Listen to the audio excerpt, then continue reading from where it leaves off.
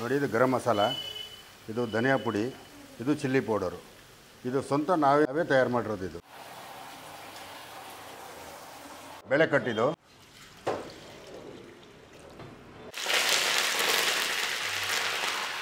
Capsicum,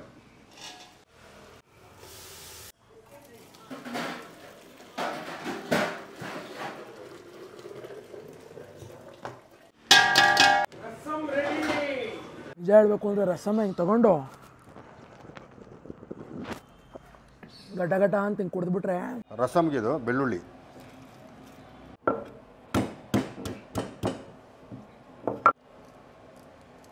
ಇದೇನಂದರೆ ಔಷಧಿ, medical ಸ್ಟೋರ್ಗೆ ಹೋಗೋದೇ ಬೇಡ.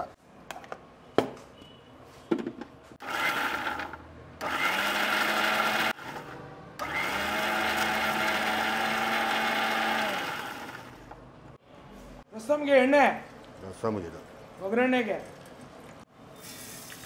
ಸಾಸಿವೆ, ಸಾಸಿವೆ, ಕರಿಬೇವು, ಕರಿಬೇವಿನ ಸೊಪ್ಪು, ಇದು ನಾವು ಶುಂಠಿ ಬೆಳ್ಳುಳ್ಳಿ ಪೇಸ್ಟ್, ಈಗ ರುಬ್ಕೊಂಡಿದ್ದಂಥ ಶುಂಠಿ ಬೆಳ್ಳುಳ್ಳಿ ಪೇಸ್ಟ್.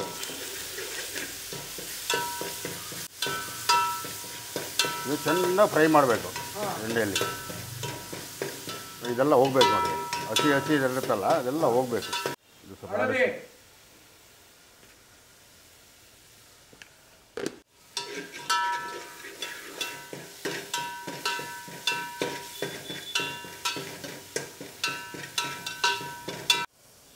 ಹಿಂಗು,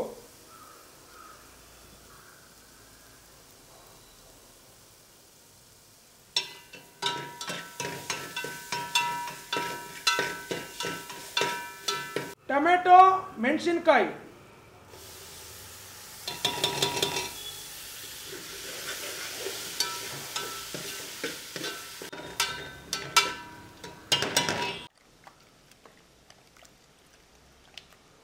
ಹುಣಸೆ ಹುಳಿ. ಹೌದು.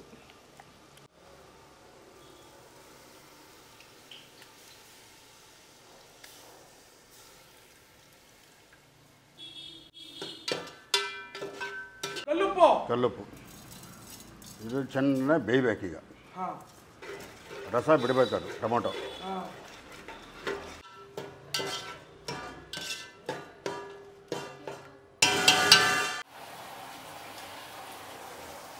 ಈಗ ಬೇಯಬೇಕು, ಸಣ್ಣೂರಲ್ಲಿ ಚೆನ್ನಾಗಿ ಬೇಯಬೇಕು. ಇದಕ್ಕಿಂತ ಬೆಲ್ಲ ಹಾಕಬೇಕು. ಬೆಲ್ಲ ಇದು ಒಂದು ಹಚ್ಚು ಬೆಲ್ಲ ಹಾಕ್ತೀನಿ ಇದಕ್ಕೆ.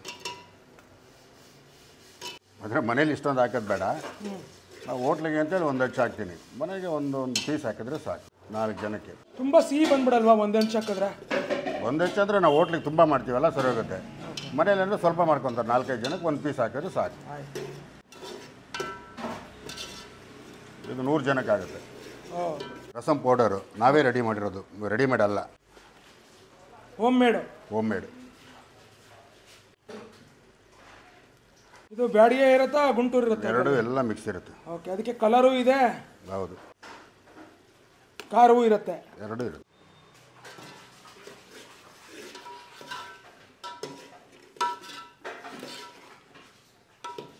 ಬೆಳೆ ಕಟ್ಟಿದ್ದು. ಬೆಳೆ ಕಟ್ಟು ಅಂದರೆ ತಿಳಿ.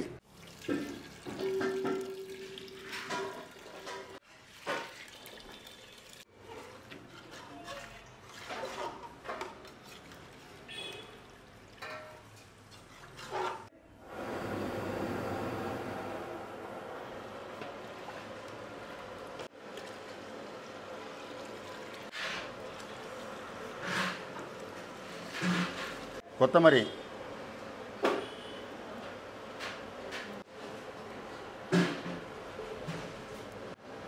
ಈ ಕುದೀತಾ ಇದೆ ನೋಡಿ, ಈ ನೊರೆ ಹೋಗ್ಬೇಕು. ಈ ನೊರೆ ಬರ್ತಾ ಇದೆಯಲ್ಲ, ಇದು ಹೋದ್ರೆ ರಸಮ್ ರೆಡಿ ಅಂತ. ಏನಣ್ಣ ರಸಮ್ ಘಮ ಘಮ ಅಂತಿದೆಯಲ್ಲ? ಹೌದು, ಇರಬೇಕದು. ಹಿಂಗು, ಬೆಲ್ಲ, ಜೀರಿಗೆ, ಮೆಣಸು ಎಷ್ಟು ಇರುತ್ತೆ ಇದರಲ್ಲಿ ಐಟಮು. ಬ್ಯಾಡಗಿ ಮೆಣಸಿನ್ಕಾಯಿ, ಗುಂಟೂರು ಮೆಣಸಿನ್ಕಾಯಿ, ಪೌಡ್ರಲ್ಲಿ, ರಸಮ್ ಪೌಡ್ರಲ್ಲಿ ಅವೆಲ್ಲ ಇರುತ್ತೆ. ಹೌದು.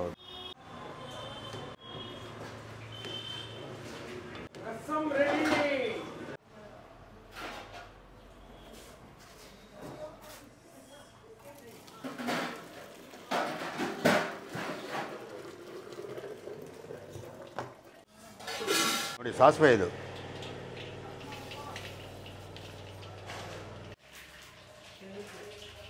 ಕರಿಬೇವು,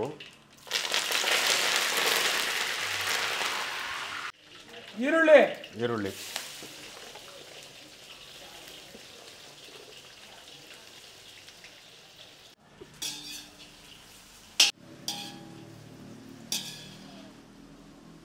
ಕ್ಯಾಪ್ಸಿಕಮ್,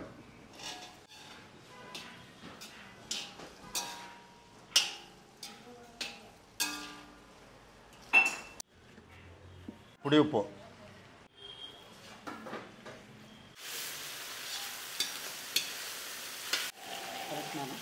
ಹಳದಿ, ಅರಿಶಿನ,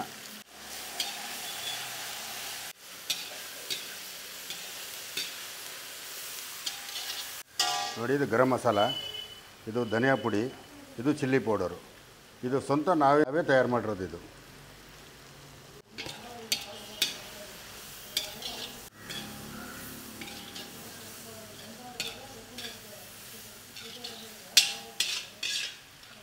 ಕೊತ್ತಂಬರಿ, ಇದು ಬೇಯಿಸಿರೋ ಆಲೂಗೆಡ್ಡೆ,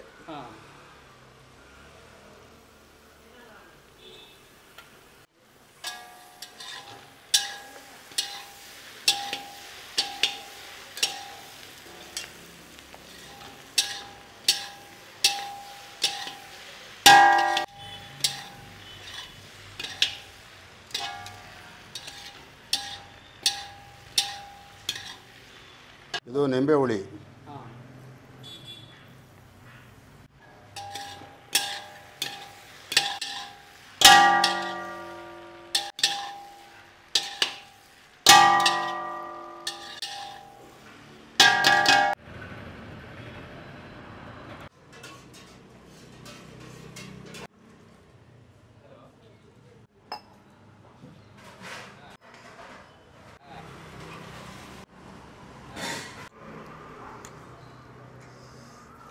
ರಸಮ್ಮಿನ ಘಮ ಘಮ ಇಲ್ಲಿವರೆಗೂ ಬರ್ತಾ ಇದೆ. ಅರೋಮಾ ಇಸ್ ಆಸಮ್ ಅನ್ಬೋದು. ಏನಿಲ್ಲ, ರಸಮ್ನ ಚೆನ್ನಾಗಿ ಹಿಂಡ್ಬಿಟ್ಟು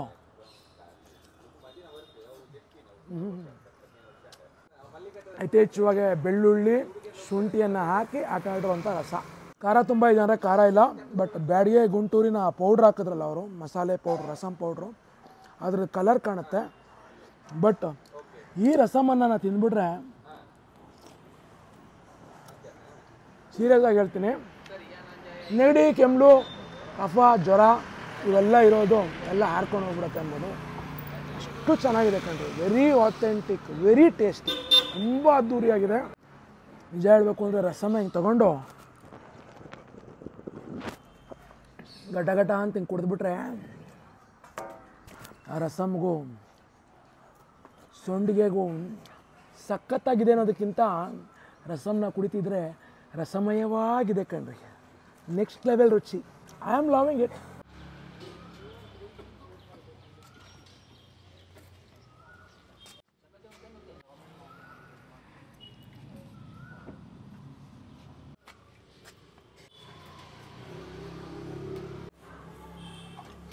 ಮುದ್ದೆ ಮಾಡ್ತಿದ್ದೀರಾ? ಆ ಮುದ್ದೆ ಎಲ್ಲ ಖಾಲಿ ಆಯಿತು. ಮತ್ತೆ ಈಗ ಬರ್ತಾರಲ್ಲ ಪಾಪ, ಅವ್ರಿಗೆ ಬಿಸಿ ಮುದ್ದೆ ಕೊಡಬೇಕಲ್ಲ, ಒಟ್ಟಿಗೆ ಮಾಡಲ್ಲ, ಖಾಲಿ ಆದಾಗ ಬಿಸಿ ಬಿಸಿ ಮಾಡಿ ಕೊಡೋದು. ಅದ್ದೂರಿಯಾದಂಥ ರಸ, ಬೆಳ್ಳುಳ್ಳಿ ಶುಂಠಿ ಹಾಕಿ ಮಾಡಿದಂಥದ್ದು. ಏನು ರಸ ಅನ್ನೋದ ಅಥವಾ ಅದು ರಸಾಯನ ಅನ್ನೋದಂತ ಗೊತ್ತಿಲ್ಲ. ಭಾಳ ಚೆನ್ನಾಗಿತ್ತು. ಎಷ್ಟು ವರ್ಷದಿಂದ ಮಾಡ್ಕೊಂಡಿದ್ದೀರ ಅಣ್ಣ? ಕಳೆದ 15 ವರ್ಷದಿಂದ ನಡೀತಿದೆ ಇದು. ಮಧ್ಯಾಹ್ನ ಊಟ ಎಷ್ಟು ಗಂಟೆಯಿಂದ ಎಷ್ಟು ಗಂಟೆ ತನಕ ಸಿಗುತ್ತೆ? 12:30 ಸ್ಟಾರ್ಟ್ ಆದರೆ 4:15ವರೆಗೂ ಸಿಗುತ್ತೆ. ಯಾವುದಾದ್ರು ರಜಾ ಇದೆಯಾ ಅಣ್ಣ? ರಜಾ ಇಲ್ಲ. ಈಗ ಅಮೃತ ದರ್ಶಿನಿ ಹೋಟ್ಲಿಗೆ ಬರಬೇಕು ಅಂದರೆ ಹೇಗೆ ಬರಬೇಕು? ಅಮೃತ ದರ್ಶಿನಿ ಹೋಟೆಲ್ ಅಂದರೆ ನೋಡಿ, ಇಲ್ಲಿ ಗಣಪತಿ ದೇವಸ್ಥಾನ ಇದೆ, ಅಲ್ಲಿಂದ ಬಂದರೆ ಸಲ್ಲಾಪುರದಮ್ಮ ದೇವಸ್ಥಾನ ಸಿಗುತ್ತೆ. ಅದು ಆರ್ಚ್ ಇದೆ, ಆರ್ಚ್ ಎದುರಿಗೆ ಬಂದರೆ ನಮ್ಮದು ಅಮೃತ ಶೂಟಿಂಗ್ ಮನೆ ಅಂದರೆ ಯಾರು ಬೇಕಾದ್ರೆ ಹೇಳ್ತಾರೆ. ಈ ಕಡೆ ಬಂದರೆ ನಂದಿನಿ ಥಿಯೇಟ್ರ್ ಇಲ್ಲ, ಅದು ಸ್ಕೂಲ್ ಆಗಿದೆ. ಆಗಿಂದ ಗೆಳೆಯರ ಬಳಗ ಸರ್ಕಲ್ ಬರಬೇಕಾದ್ರೆ ರಸ್ತೆಯಲ್ಲಿ ಬಲಗಡೆ ತೊಗೊಂಡ್ರೆ ನಮ್ಮ ಹೋಟ್ಲ್ ಸಿಗುತ್ತೆ. ಯಾರಾದರೂ ಹೇಳ್ತಾರೆ ಶೂಟಿಂಗ್ ಮನೆ ಹೋಟ್ಲ್ ಯಾವುದು ಅಂದರೆ. ಭಾಳ ಅದ್ಭುತವಾದ ರುಚಿ ಕೊಡ್ತಾ ಇದ್ದೀರಿ. ನಿಮಗೆ, ನಿಮ್ಮ ಕುಟುಂಬದವ್ರಿಗೆ, ನಿಮ್ಮ ಪರಿವಾರಕ್ಕೆ ಒಳ್ಳೇದಾಗಲಿ ಅಣ್ಣ. ನಮಸ್ಕಾರ.